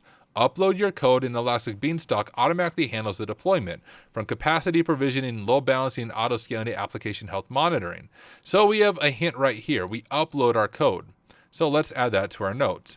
Upload code, and AWS configures the web application and environments. Like so. We have some use cases. We can quickly launch web apps. We understand that. We can do create mobile API backends. We can scroll through here. We have a whole feature right here, explore AWS features. Let's kind of go through here and see if there's anything that stands out to us. So it says Elastic Beanstalk uses core AWS services such as EC2s, which we've heard about, ECSs, we haven't talked about those, auto scaling, elastic load balancing to easily support applications that need to scale to millions of users. All things we've already kind of learned about and talked about. But here's what we can say. This is some type of platform that they configure everything for us. So we're not creating EC2s, but what keeps standing out to me is something about uploading application code. So if we approach Elastic Beanstalk like a hacker, we can know that, hey, maybe we can do some code enumeration If you remember Lambda functions, a big part of looking at Lambda functions is we would download the static source code and look for secrets in that.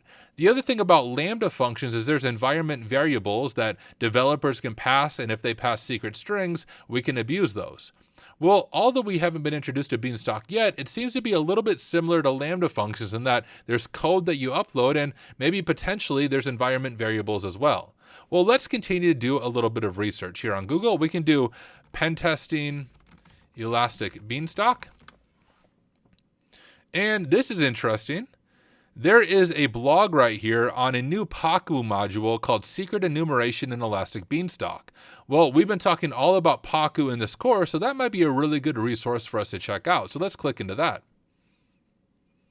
And when we click into that, we might know we're in the right spot, because if you look at the blog author, it's the same dude talking to you right now. So if you find a blog based on a challenge I created and I'm the author of it, that's just a really good hint. Hey, you're in the right spot. Let's very quickly just skim through this blog. And so this is what this weird guy named Tyler says. During a recent AWS pen test, a client was using a service I do not see very often. AWS Elastic Beanstalk. This is a service that makes it easy to deploy web apps without managing the underlying infrastructure. The client was using the service to host web apps to support their core services, blah, blah, blah. I searched for modules related to Beanstalk and found none. I then spent the next few hours reading through AWS documentation to understand the API calls required for Elastic Beanstalk. Refusing to do this manually the next time, I started developing an Elastic Beanstalk module to save me and you hours on the next AWS pen test, or maybe hours on your next capstone challenge. Now, I'll let you read through this whole blog on your own, and this would be a good thing to drop into our notes. So we'll go here and we'll say full blog on pen testing Beanstalk with Paku. And we'll drop it in there. And let's go ahead and glance through some of this blog to figure out the main things that we might be looking for. So we have a header right here called Elastic Beanstalk Secret Exposure. One common misconfiguration is exposing sensitive information through environment properties and application source code. So once again, very similar to what we saw with Lambda functions as far as the misconfigurations it might be facing. It says Beanstalk allows setting environment properties, blah, blah, blah. A leaked AWS access key or a database password from Beanstalk can lead to privilege escalation, data compromise, or lateral movement within an AWS account. We don't want to do manual enumeration because that takes a long time, but what is this Paku module? It looks like there's a new Paku module that enumerates Beanstalk for us, gathers configuration information, and scans for secrets. That seems to be like a helpful thing that we can do, and it shows how to run this module. Well, let's go ahead and check this out for ourselves. We have a rough idea about what Elastic Beanstalk is, and we found a blog post that shows how to use Paku to enumerate Elastic Beanstalk, and we were told by the client that we were given an account that has some type of read access to Beanstalk. So we're starting to put all the pieces together. Let's open up our terminal, and let's first configure these credentials on the CLI because I haven't done that yet. I'm going to make this full screen again, and we'll do AWS configure profile Beanstalk. These are old credentials, so I need to grab my new ones right here. And we'll paste this in. We'll go ahead and grab the secret as well. We'll paste that in. There's that, and there's that. And now remember, the first command you should run is the classic who am I in AWS to make sure our credentials actually work. So let's go ahead and do that. AWS STS get caller identity with our Beanstalk profile. And when we do that, we are given the account and the full ARN, including the username, showing that yes, these credentials are valid. Let's grab this and drop it into our notes. We'll go back over to our notes right here, and we will do another H2, and we will just call this, do I have enumeration yet? I do not. So we'll say enumeration. So right away, we confirm that our user account works. And now, keeping that blog in mind, let's open up Paku and see if we're able to enumerate Beanstalk that way instead of doing it manually with all the long AWS API calls. First, we'll open Paku by typing Paku on the command line. I'm going to go ahead and create a new session. And I'm going to call this one Beanstalk 2, only because I had a different session called Beanstalk, but you can call yours Beanstalk. And step number 1 is don't forget to import the key so that Paku can use your AWS keys for the enumeration. We can do import keys, and we'll do Beanstalk, for that's the name of the profile that we set up. And now let's search for Beanstalk. And sure enough, there is a module called Elastic Beanstalk Enum. Let's learn a little more about this module. It's always helpful to run the help command before you just fire something off to make sure you're not going to break anything in the client's environment. So here is what it says. It enumerates Elastic Beanstalk applications, environments, configuration settings, and tags, scanning for possible secrets in environment variables and source code. By default, this will not download the source code. To download the source code, use the source flag. And hey, you can see that this module was written by some cool guy named Tyler. So once again, you know you're on the right track if you're running a Paku module created by me to solve my Cloud Goat scenario. But let's just go ahead and run this with the default flags. We'll specify the region of US East 1 just to save time. Otherwise, it goes through every single region, and we'll hit enter on our keyboard. And when we do that, you can see that right away, through the power of Paku, we found some more access keys and secrets. Let's grab that so we have the full output, and we'll drop that in our notes. So we have that, we have an access key, and we have a secret. And I'm thinking, hey, for our notes, let's go ahead and make another H1, and we'll say enumerating second set of keys, and let's drop the keys in right here. So we have an access key. We'll grab the access key here. Whoops, if I can grab it. And we have a secret. And our secret is right here. Make sure I grab the full thing. There we go. We have our access key and we have our secret. And you can see they're actually being stored in the environment variables. And Paku was able to find that for us. So let's go ahead and open a new tab. We can leave Paku open here. I'm going to rename my tab Paku. I'll rename this tab Terminal. I'm going to make a directory for this challenge as well, and we'll cd into that directory. And now let's configure these new credentials and see what access we might have with them. We'll do AWS configure, profile, and we can just call it second because they're the secondary credentials. That works for me. And we will grab our access key and our secret. We'll do US East 1 and then JSON for the output format. Now we can try the classic who am I command in AWS to make sure we actually have authenticated with these keys, that they're not just keys that are stale and old. And we'll do AWS STS get caller identity, profile second. And when we do that, you see that we were able to authenticate. So we just performed lateral movement. We were able to find keys being stored in the environment variables for the Beanstalk deployment. And with those keys, we were able to authenticate again. And now we have access to a second AWS account. Let's go ahead and grab this information right here and drop it in here. Like so. And now that we have these, let's dive into the secondary access and see what access we might have. And we can run back over to Paku. Let's import keys. And we call this one second, I believe. Yes, there we go. So we can import our keys. We don't need to change our Paku scenario here. We just need to import the new key. So now we have new keys, but we want to enumerate what IAM permissions we have in the environment. We knew our first set of keys due to the client. They told us that we had access to Beanstalk, but let's see what the second set of keys has access to. We'll go ahead and search IAM right here in Paku, and we have a few different commands we can run. I always like to begin with this command, IAM enum permissions. We'll copy that one and we'll type help on it. And you can see that this module will attempt to use IAM APIs to enumerate a confirmed list of IAM permissions for users or roles in the account. By default, the owner of the active set of keys is targeted, blah, blah, blah, blah. So it's just going to check all the policies. And if our user has permissions to list policies, it will tell us what we have access to. Let's go ahead and run this and hit enter on our keyboard. And you can see that we have 14 unconfirmed permissions. So we were able to get some permissions. Let's do who am I? And let's see what permissions we might have access to. So it says we're able to create an access key, and we have a wildcard, list roles, list users, get role policies. We have a whole bunch of wildcards that should stand out to us. Now, you can do this manually, you can exploit it manually, but I want to show you some Paku modules I haven't showcased at all in this course to let you get hands-on with that. Specifically, some privilege escalation built into Paku. You can kind of think about Metasploit. If you get a session on Metasploit, you can sometimes run git system to automatically elevate your privileges. Well, Paku has something similar. So if we search for privesc, you can see that there is an IAM privilege escalation pathfinder and abuser.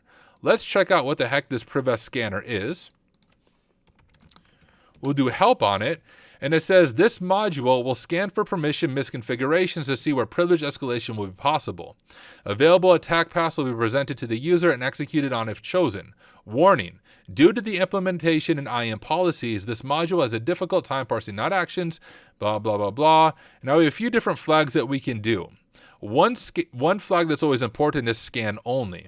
It says only run this scan to check for possible escalation methods. Don't attempt any found methods. Now, if we're treating this like a real AWS pen test, we don't want to just like YOLO and fire off random privilege escalation attempts in the client's environment because we might break something. So it's always best to first begin with the manual scan and just see what we might have access to. So let's go ahead and try that. We'll do run IAM privesc scan. And we'll do scan only, if I can type, and hit enter. And it says scan complete. Now we have a few different escalation paths. You can see a bunch of potential ones, but there's one that says confirmed. The one confirmed one is create access key. So that is interesting. Let's go ahead and learn about that. If we want to look at create access key, copy that, jump over to Google, and we can just type AWS privesc create access key. All right, and we can even see our little AI overview. I'll zoom in so you can see it. The AWS command create access key can be used for privilege escalation if an IAM user with the IAM create access key permission can create an access key for another user, potentially granting them more permissions than they currently have. This is because the newly created access key can be used to access AWS resources with the permissions of the target user. So we can essentially backdoor another AWS account, or not an account, another AWS IAM user, and if that user has admin access, we just backdoored an admin and we have full admin access to the environment. Well, let's check this out with Paku because Paku can actually auto exploit this for us. We'll do this. We'll do run IAM privesc scan user methods. If I could type, and of course we found create access key was the confirm method, and we'll hit enter on our keyboard. And it says, hey, is there a specific user you want to target? I'm going to grab my face so I'm not blocking the chat down there so you guys can see it all. But it says they must already have two sets of access keys created for their user, or they must not already. Enter the username meow, or just hit enter to enumerate users. We don't know what user we want to do this to, so I'm just going to hit enter. And it says, hey, do you want me to enumerate the users? Yeah, go ahead and enumerate the users. And you can see it enumerated the users and it found all these different users. And we have an admin user right here that we haven't gained access to. We started as the low priv user. We compromised a secondary user, but we haven't compromised this admin user. So let's do one to choose the admin user and hit enter. And you can see that the privilege escalation was successful and it gave us an access key ID and another set of secret keys. Let's grab this information and we'll copy that, jump back over to our notes, and we'll just do an H2 and we'll say backdoor access keys for the admin. Drop that information in right there, and let's configure that profile real quick. AWS configure profile, and we'll just call it admin. I already had that from a previous lab, I think, but we'll just replace the keys.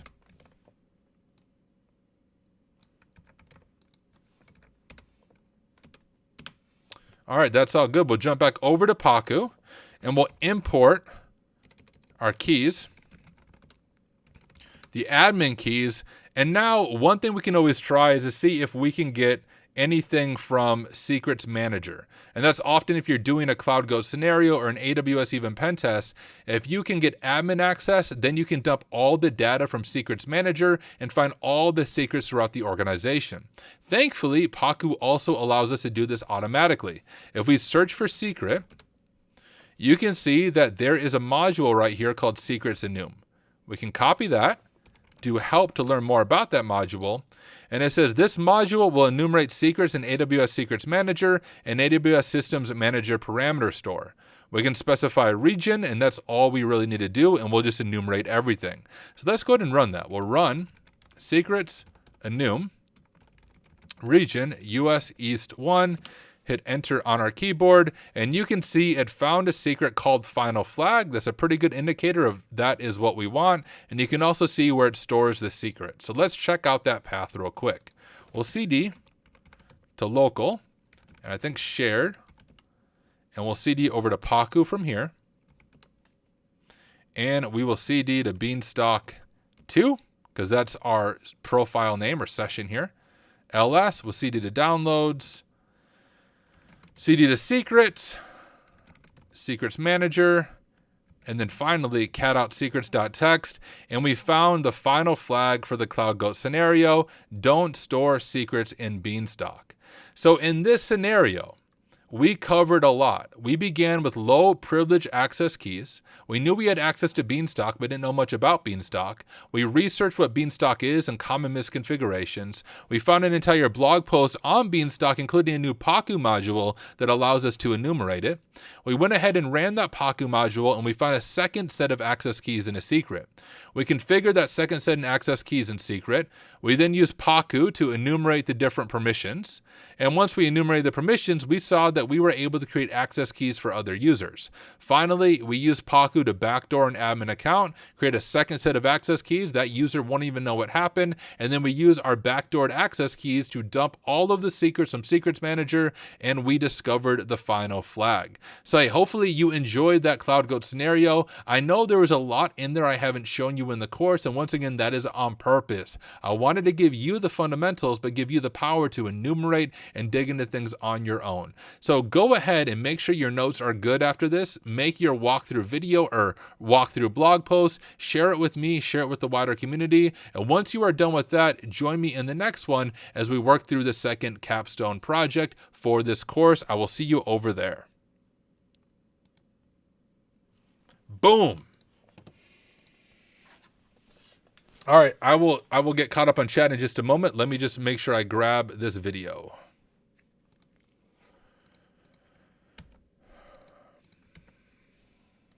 Paste it in here.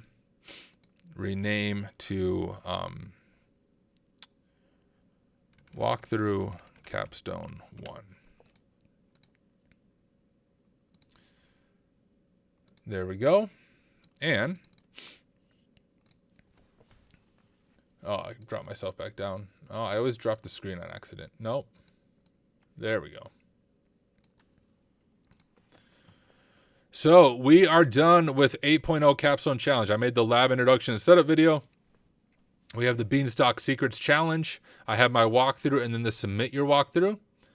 I have a meeting early in the morning tomorrow, so I actually need to get some sleep. So although if I was a normal night, I would just knock out the next capstone, I actually need to get to bed. So I'm ready for that meeting early morning. But tomorrow night, we will finish this capstone challenge and we'll finish the course conclusion. And then the main work for this course is complete. There's people currently beta testing it. I will make feedback based on their beta testing, but then this course will release on May 12th for $20 of lifetime access, and we are so close to being done. We will finish the course tomorrow night. Let me check out chat. Let me see what I'm missing, if anything. Aldo said, hey, Taylor, hope you're doing well. Welcome back. Is the VOD saved on any platform? Yes. All my live streams are saved on YouTube, which Hoi Minoi said. Beautiful. Thank you. And real quick, for those of you who don't follow me on YouTube, here, let me pull up my VM. YouTube is my primary platform. That's where you can catch all my live streams when I'm done with them, as well as my shorter standalone videos. So if you do not sub to me on YouTube, you should go do that. You can see I have over 500 videos over here on YouTube, as well as a bunch of live streams and all of that fun stuff. So if you don't follow me on YouTube, you need to go follow me. Hey, Tyler, I'm starting a blog for some CTF write-ups. I'm planning on focusing on not only showing the write-up, but the theory of each attack. Would you be able to take a look? Yeah. Send it to me on Discord. If you guys aren't part of the HackSmarter Discord, come join it. You can get the Discord link from hacksmarter.org. Whoops. But post it on Discord in the resources channel and then tag me in it. But if you want to get the Discord link, you just need to cat discord.text here in the HackSmarter terminal, and you can grab the Discord link if you're not part of it. But yeah, drop it in resources and tag me. But okay, y'all. Let's see if we can find somebody else streaming. We'll go ahead and raid them. If you're not watching on Twitch, which let me see who's all watching on Twitch. Oh, we have quite a few people on Twitch. Hey, for the 16 of you on YouTube and people I can't see on LinkedIn, at least I can't see the number, come join on Twitch so you can be part of the raid. If you don't know, raiding on Twitch, we just send all of our viewers to another person and just to show them some love and support. And we always have a HackSmarter phrase that you spam in chat. Just one. Don't say it over and over again. But a HackSmarter phrase when we do the raid. Oh, BlazeBits is live. Awesome. If you don't know who BlazeBits is, he is a red teamer, often working through some more in-depth red teaming stuff. Let me turn off myself so I can hear myself. Let's go raid him. So the raid phrase is going to be HackSmarter, not harder. Let me get this raid set up real quick. Come join the raid, y'all. HackSmarter, not harder. I will be back tomorrow night, and we will finish up this course, believe it or not, which is crazy. So thank you for hanging out with me, watching me troll